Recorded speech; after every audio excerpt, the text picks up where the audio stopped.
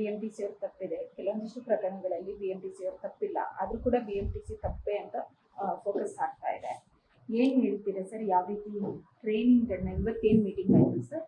ಏನು ಇಲ್ಲ, ಇದು ಪ್ರಥಮವಾಗಿ ನಾನು ಏನು ಹೇಳಕ್ಕೆ ಇಷ್ಟಪಡ್ತೀನಿ ಅಂದರೆ, ಅಪಘಾತಗಳಾಗ್ತವೆ. ಅಪಘಾತಗಳಲ್ಲಿ ಹೊಣೆಗಾರಿಕೆನೂ ನೋಡಬೇಕಾಗುತ್ತೆ. ಬಟ್ ಆದ್ರೂ ಪ್ರಾಣಹಾನಿ ಆಗಿರೋದು ಭಾಳ ಮುಖ್ಯವಾಗಿ ನಾವು ಗಮನಿಸಬೇಕು. ಅದಕ್ಕೆ ಯಾರು ಹೊಣೆಗಾರರು ಆಮೇಲೆ ಆಗುತ್ತೆ, ಹೋಗಿರುವ ಜೀವನ ಹಿಂದಕ್ಕೆ ತರಲಿಕ್ಕಂತೂ ಆಗಲ್ಲ. ಅದಕ್ಕಾಗಿ ನಮ್ಮಲ್ಲಿ ಈಗ ಈ ತಿಂಗಳಲ್ಲಿ ಒಂದು 2-3 ಅಪಘಾತಗಳು ನೋಡಿದಾಗ, ಒಂದು ನಮ್ಮಲ್ಲಿ ನಮ್ಮ ಚಾಲಕರಿಗೆ ಸೆನ್ಸಿಟೈಸ್ ಮಾಡಬೇಕಂತೇಳಿ ನಾವು ತೀರ್ಮಾನ ಮಾಡಿದ್ದೀವಿ. ಅದರಲ್ಲಿ 3-4 ವಿಷಯಗಳು ಭಾಳ ಇಂಪಾರ್ಟೆಂಟಾಗಿ ನಾವು ಗಮನಿಸ್ತಿದ್ದೀವಿ. ಪ್ರಪ್ರಥಮವಾಗಿ ಪ್ರತಿದಿನ ನಮ್ಮಲ್ಲಿ ಗೇಟ್ ಮೀಟಿಂಗ್ ಅಂತ ಮಾಡ್ತೀವಿ, ದ್ವಾರ ಸಭೆಗಳನ್ನಂತ ಮಾಡ್ತೀವಿ.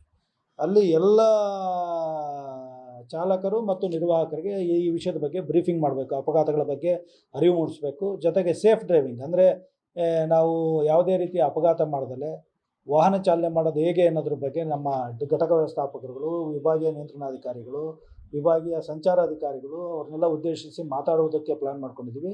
ಈಗ ಆಲ್ರೆಡಿ 50 ಡಿಪೋಗಳಲ್ಲಿ ಮಿನಿಮಮ್ 3 ಟೈಮ್ ಅಡ್ರೆಸ್ ಆಗಿದೆ. ಈಗ ಇದನ್ನು ನಾವು 1 ತಿಂಗಳ ಕಾಲ ಕಂಟಿನ್ಯೂಸ್ ಆಗಿ ಪ್ರತಿದಿನ 3 ಬಾರಿ ಅಡ್ರೆಸ್ ಮಾಡುವಂಥ ಒಂದು ವ್ಯವಸ್ಥೆ ಜಾರಿಗೆ ತಂದಿದ್ದೀವಿ ಪ್ರಥಮವಾಗಿ.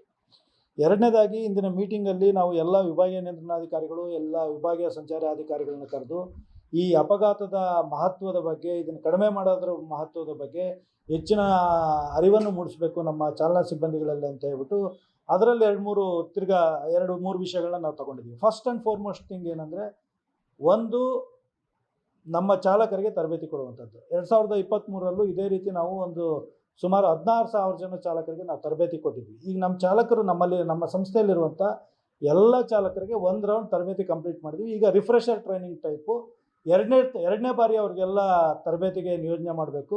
ಅದರಲ್ಲೂ ಆ ತರಬೇತಿಯಲ್ಲಿ ಒಂದು ಟ್ರಾಫಿಕ್ ವಾರ್ಡನ್ಗಳು, ಟ್ರಾಫಿಕ್ ಪೊಲೀಸ್ನವರು, ಟ್ರಾನ್ಸ್ಪೋರ್ಟ್ ಡಿಪಾರ್ಟ್ಮೆಂಟ್ನ ಅಧಿಕಾರಿಗಳನ್ನ ಕರೆಸಿ ನಮ್ಮ ಚಾಲನಾ ಸಿಬ್ಬಂದಿಗಳಿಗೆ ಈ ಅಪಘಾತದ ಅವನ್ನು ಕಡಿಮೆ ಮಾಡುವ ವಿಷಯದಲ್ಲಿ ಮತ್ತು ಸೇಫ್ ಡ್ರೈವಿಂಗ್ ಬಗ್ಗೆ ಅವರಿಗೆ ತರಬೇತಿ, ಅದರ ಮಹತ್ವವನ್ನು ಹೇಳ್ಕೊಡ್ಲಿಕ್ಕೆ ಒಂದು ವ್ಯವಸ್ಥೆ ಮಾಡ್ತಾಯಿದ್ದೀವಿ ಇಮಿಡಿಯೇಟಾಗಿ. ಇದು ಈ ವಾರದಿಂದನೇ ಶುರುವಾಗುತ್ತೆ. ಜೊತೆಗೆ ಈ ನಮ್ಮಲ್ಲಿ ಬೆಂಗಳೂರು ಮಹಾನಗರ ಸಂಸ್ಥೆಯಲ್ಲಿ ಸುಮಾರು 3,000 ಅನುಸೂಚಿಗಳ ರನ್ನಿಂಗ್ ಟೈಮ್ಗಳನ್ನ ನಾವು ರಿವೈಸ್ ಮಾಡಿದ್ದೀವಿ.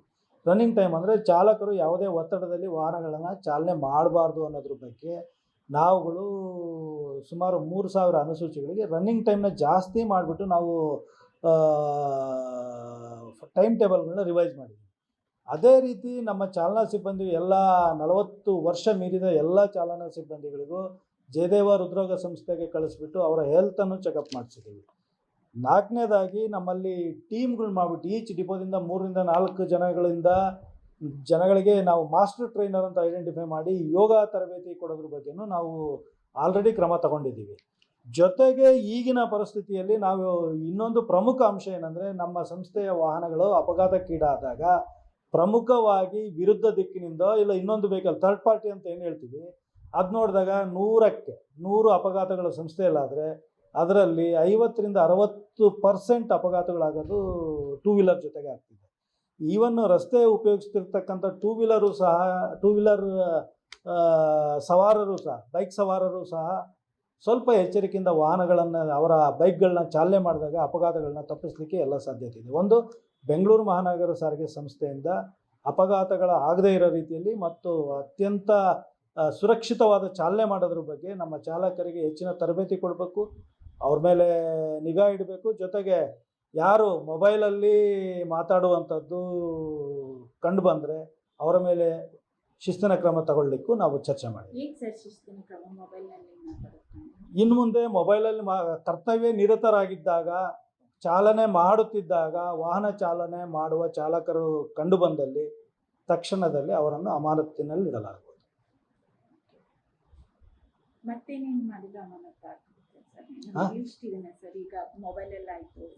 ಹಿಂದೆ ಎಲ್ಲ ಯೂಶಲಿ ಅಪಘಾತಗಳಾದಾಗ, ಫೇಟಲ್ ಆಕ್ಸಿಡೆಂಟ್ ಆದಾಗ ನಮ್ಮಲ್ಲಿ ಅಮಾನತ್ ಮಾಡ್ತೀವಿ. ಮೇಜರ್ ಆಕ್ಸಿಡೆಂಟ್ ಕಮಿಟ್ ಮಾಡಿದಾಗ ಅಮಾನತ್ ಮಾಡ್ತೀವಿ. ಟಿಕೆಟ್ ಕೇಸಲ್ಲಿ ತಗಲಾಕೊಂಡಾಗ ಅಮಾನತ್ ಮಾಡ್ತೀವಿ.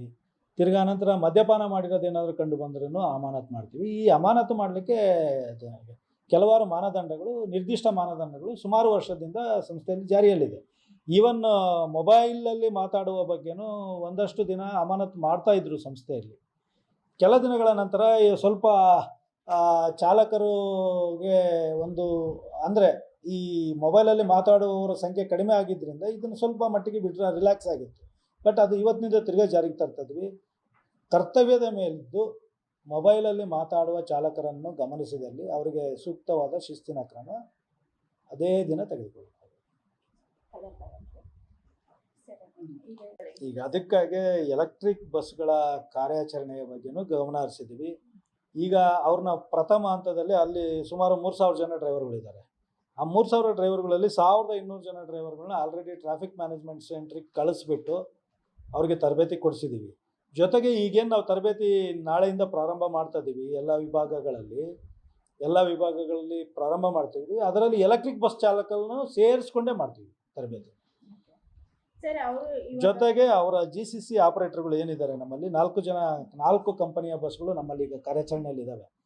4 ಸಂಸ್ಥೆಯ ಮುಖ್ಯಸ್ಥರನ್ನು ಅವ್ರಿಗೂ ಮೀಟಿಂಗ್ ಮಾಡಿ ಇದನ್ನು ಮನವರಿಕೆ ಮಾಡ್ತೀವಿ. ಸರ್, ಈಗ ತುಂಬಾ ಜನ ಹೇಳೋದಂದ್ರೆ ಇವತ್ತು ಕೂಡ ಖಾಸಗಿ ಸಂಘಟನೆಯವರು, ನಟರಾಜ್ ಶರ್ಮಾ ಅವರೆಲ್ಲ ಸಂಘಟನೆಯವರು ಇದು ಸಚಿವರಿಗೆ ಲೆಟರ್ ಕೊಟ್ಟಿದ್ದಾರೆ. ಅವರು ಬರೇ ಏನೋ ಲೈಸೆನ್ಸ್ ಇದ್ದಂಗೆ LVM ಅಂದ್ರೆ ಇದು ಕಡಿಮೆ ಇದನ್ನ ಓಡಿಸುವಂತ ವೆಹಿಕಲ್ಸ್, ಮೋಟಾರ್ ಸೈಕಲ್ಗಳನ್ನ ಮಾತ್ರ ಇದನ್ನ ಮಾಡ್ತಾರೆ ಅಂತ ಅವ್ರು ಲೆಟರ್ ಕೊಟ್ಟಿದ್ದಾರೆ ಸರ್. ಇಲ್ಲ, ಆ ಥರ ಆಗಕ್ಕೆ ಸಾಧ್ಯ ಇಲ್ಲ. Heavy passenger motor vehicle licence ಇರುವಂಥ ಚಾಲಕರನ್ನ ಮಾತ್ರ ತಗೋಬೇಕು. ಅವ್ರು ಇಲ್ದಿರೋರನ್ನ ತಗೊಳ್ಳಿಕ್ಕೆ ಸಾಧ್ಯ ಇಲ್ಲ. LVM ಮಾತ್ರ ಓಡಿಸೋರಿಗೆ ಮಾತ್ರ ಅವಕಾಶ ಕೊಟ್ಟಿದ್ದಾರೆ ಅಂತ. ಇಲ್ಲ, ಆ ಥರ ಇಲ್ಲ. ಬರೀ ಲೈಸೆನ್ಸ್ ಇಲ್ಲದೆ ಇರೋದು ಅಂದ್ರೆ LVM low motor light motor vehicle licence ಆ ಥರ ಇರೋರು ಓಡ್ಸೋಕ್ಕಾಗಲ್ಲ. ನಾನು ಯಾಕೆ ನಿಮ್ಗೆ ಹೇಳ್ತೀನಿ ಅಂದರೆ, ರಸ್ತೆ ಮಧ್ಯೆ ಇದ್ದಾಗ ಅವರ ಲೈಸೆನ್ಸ್ಗಳನ್ನ ನಮ್ಮ ಸಂಸ್ಥೆಯ ಅಧಿಕಾರಿಗಳು ತನಿಖೆ ಮಾಡ್ತಾರೆ, ಚೆಕ್ ಮಾಡ್ತಾರೆ. ಜೊತೆಗೆ ಬೇರೆ ವಿಷಯದಲ್ಲಿ ಫಾರ್ ಎಕ್ಸಾಂಪಲ್ ಇಲ್ಲೇ ಕೂತಾರೆ ಅವರು GCC operator, is one of the GCC operator. ಅವರು ಹೆವಿ ಲೈಸೆನ್ಸ್ ಇಲ್ದಲ್ಲೇ ತಗೊಳ್ಳಿಕ್ಕೆ ಸಾಧ್ಯನೇ ಇಲ್ಲ, ಇಂಪಾಸಿಬಲ್. ಯಾಕೆ ಗೊತ್ತಾ, ಈಗ ನಾಳೆ ಬೆಳಗ್ಗೆ ಯಾವ್ದಾದ್ರು ಒಂದು ಅಪಘಾತ ಆಯಿತು, ಆ ಡ್ರೈವರ್ ಲೈಸೆನ್ಸ್ ಸೀಸ್ ಮಾಡೋದ್ರ ಜೊತೆಗೆ ಆ ಥರ ಏನಾದರೂ ಲೈಟ್ ಮೋಟರ್ ವೆಹಿಕಲ್ ಲೈಸೆನ್ಸ್ ಇಟ್ಕೊಂಡು ಓಡಿದ್ದ ಅಂದರೆ, ಒಂದು ಅವ್ನ ಲೈಸೆನ್ಸ್ ಸೀಸ್ ಆಗುತ್ತೆ, ಎರಡನೇದು ಅದ್ರ ಓನರ್ ಏನಿದ್ದಾರೆ ಅವ್ರ ಮೇಲೇನೂ ಆ್ಯಕ್ಷನ್ ಆಗಿಬಿಡುತ್ತೆ. ಆ ಥರ ಆಗಲ್ಲ, ಯಾರು ಆ ರಿಸ್ಕ್ ತೊಗೊಳಕ್ಕೋಗಲ್ಲ. ಜೊತೆಗೆ ಈ ಏನು GCC ಆಪರೇಟರ್ ಬಸ್ಗಳಿದ್ದಾವೆ ಇವೆಲ್ಲ ಇನ್ಶೂರೆನ್ಸ್ ಇದಾವೆ. ಅವರು third party insurance, comprehensive insurance ಎರಡೂ ಇದೆ. ಈ ಕಾಂಪ್ರಹೆನ್ಸಿವ್ ಇನ್ಶೂರೆನ್ಸಲ್ಲಿ ವ್ಯಾಲಿಡ್ ಲೈಸೆನ್ಸ್ ಇಲ್ಲ ಅಂದರೆ ಕಾಂಪನ್ಸೇಷನ್ ಓನರ್ ಕಟ್ಟಬೇಕಾಗತ್ತೆ, ಅವಾಗ ಇನ್ಶೂರೆನ್ಸ್ ಕಂಪನಿ ಕಟ್ಟೋದಿಲ್ಲ. ಆ ಥರ ರಿಸ್ಕ್ ಇರೋದ್ರಿಂದ ಯಾವುದೇ GCC ಆಪರೇಟರ್ಗಳು ಆ ರಿಸ್ಕ್ ತೊಗೊಳ್ಳೋದಿಲ್ಲ.